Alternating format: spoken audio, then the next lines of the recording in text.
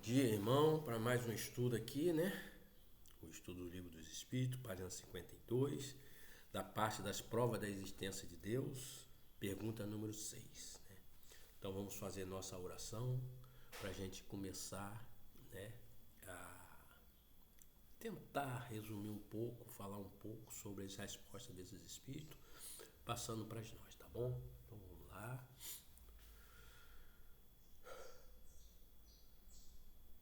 Bom Espírito presente aqui.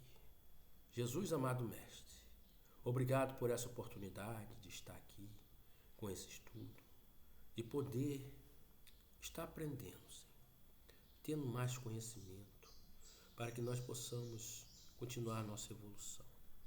Sabemos quanto é difícil viver nesse mundo material, nesse corpo físico, mas que nossa consciência, que está aprisionado dentro desse corpo, consiga se libertar um pouco através do conhecimento e do autoconhecimento.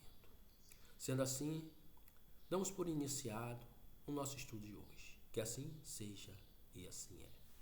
Então vamos lá. Pergunta número 6 nos falam assim.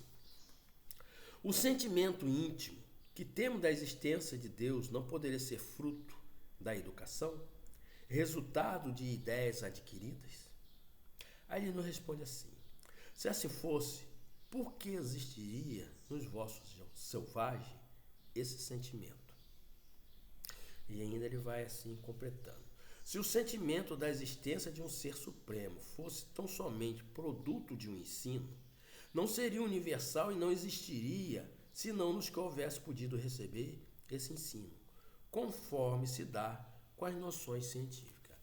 Então, quando ele fala aqui que essa noção, com esse sentimento que nós temos da existência de Deus, né, da existência de algo acima de nós, ele nos diz que isso, né, não pode ser por educação, porque isso está dentro de nós. Que tem pessoas que não sabem ler, tem pessoas que não teve criação católica, religiosa, no caso, né, cristã, né, vamos dizer assim, né, não teve esses ensinamentos, esses estudos, nunca conviveu nesse íntimo de conversar e de falar sobre Deus, sobre algo.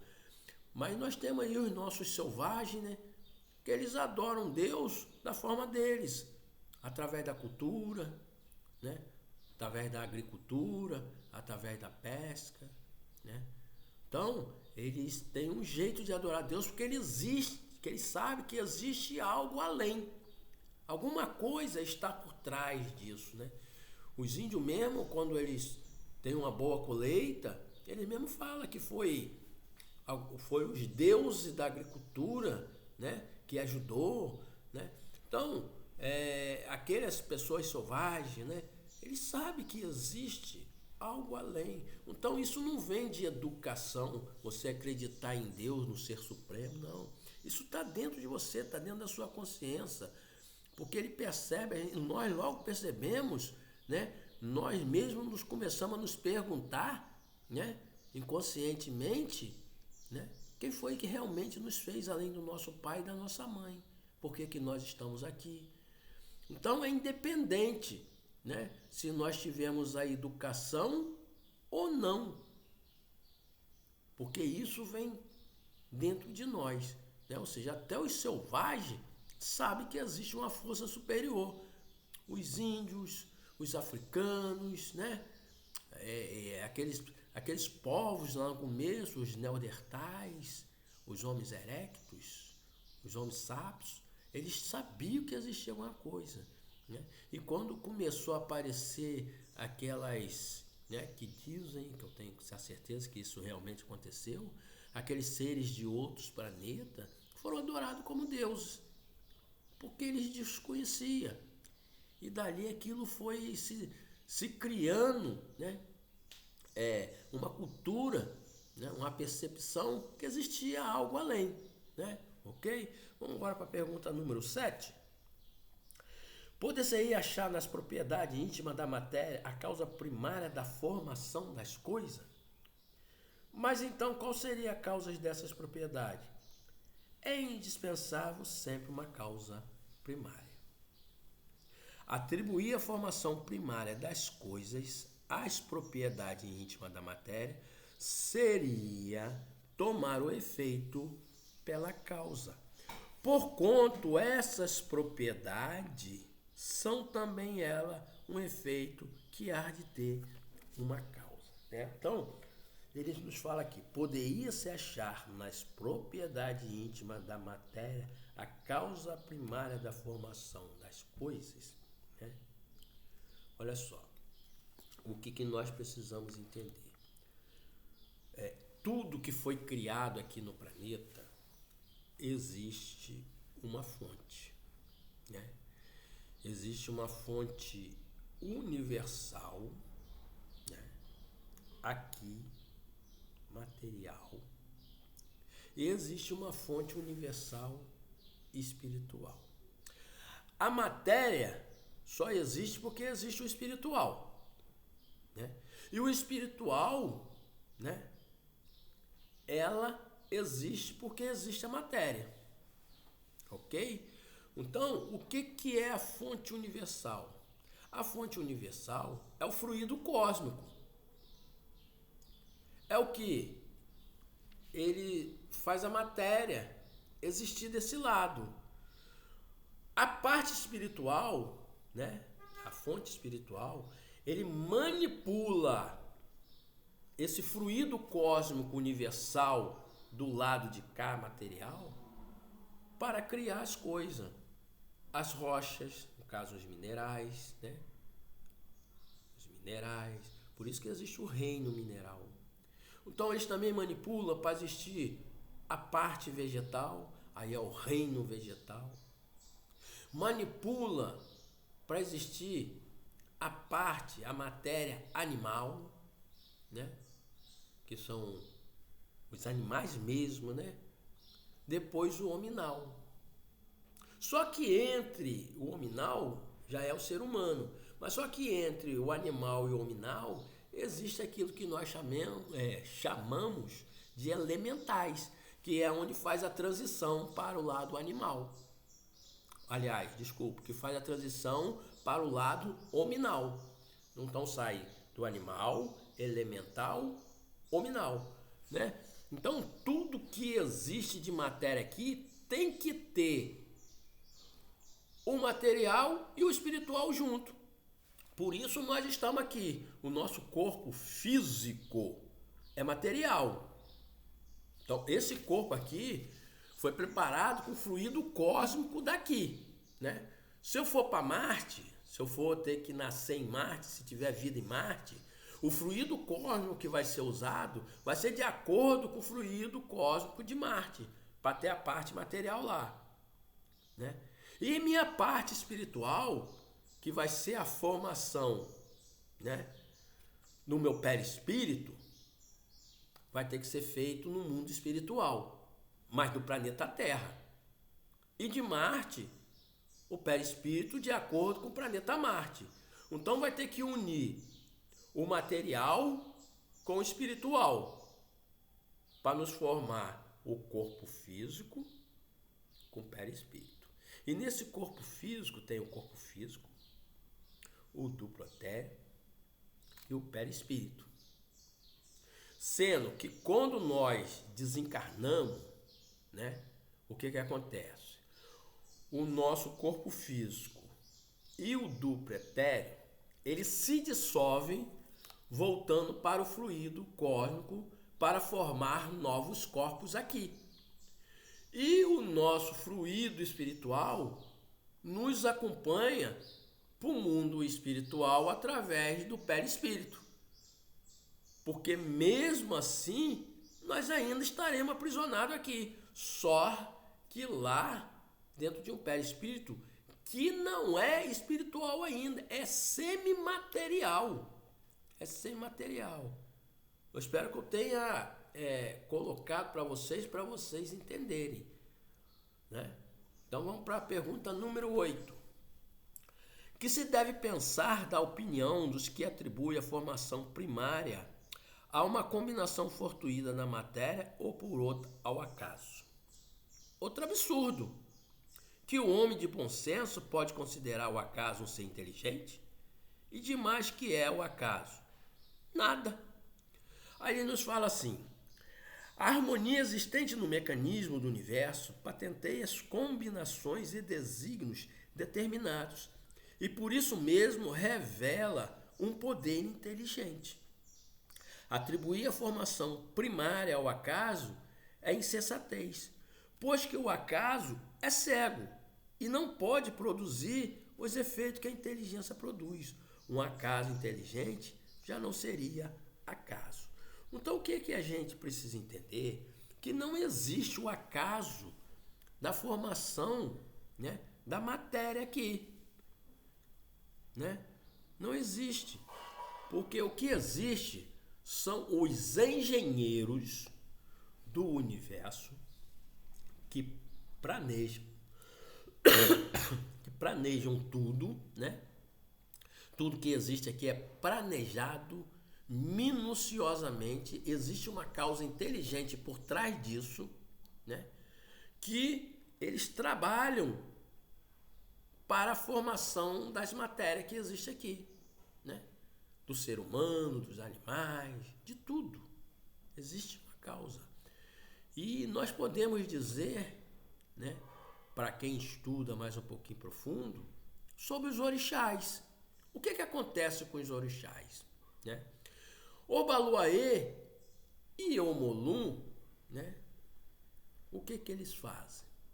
Eles que criam o nosso corpo. E ao mesmo tempo, eles que desintegram o nosso corpo, ou seja, a matéria, né? Omolum, o orixá Omolum, né?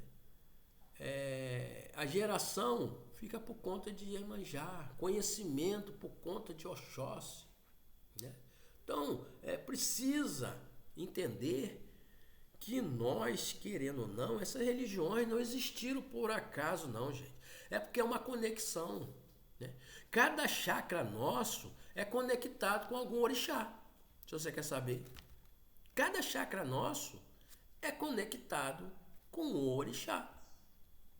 Quem estuda Umbanda, Candomblé profundamente vai entender isso, ok? Vamos para a pergunta número 9. Em que é que na causa primária se revela uma inteligência suprema e superior a todas as inteligências? Tendes um provérbio que diz: pela obra se conhece o autor. Pois bem, vede a obra e procurai o autor. O orgulho é que gera a incredulidade. O homem orgulhoso nada admite acima de si. Por isso é que ele se denomina a si mesmo do espírito forte, pobre ser que um sopro de Deus pode abater. Do poder de uma inteligência se julga pelas suas obras, não podendo nenhum ser humano criar o que a natureza produz. A causa primária é, consequentemente, uma inteligência superior à humanidade. Quaisquer que sejam os prodígios que a inteligência humana tem operado, ela pobre tem uma causa. E quanto maior for o que opere, tanto maior há de ser a causa primária. Aquela inteligência superior é que é a causa primária de todas as coisas, seja qual for o nome que lhe dê, né? Então, olha só a pergunta: em que é que na causa primária se revela uma inteligência suprema e superior a todas as inteligências, né? Então, o que ele fala? Que nós temos que observar as obras, que o ser humano, né, não consegue criar tudo isso que está aí. Você consegue criar um mar? Você consegue criar um outro ser? Você consegue criar as maravilhas que existem aí, os astros, as estrelas, né? O sol, a lua? Você consegue criar? Não. Então existe uma causa primária, uma coisa inteligente, né? Dizem que na formação do mundo, né, essas energias que aqui estavam, essas vibrações, né, para se formar, sendo manuseada por Deus, e junto de Deus estava Jesus, que é um ser divino superior, estavam aqui, já no candomblé, né? E na Umbanda, né?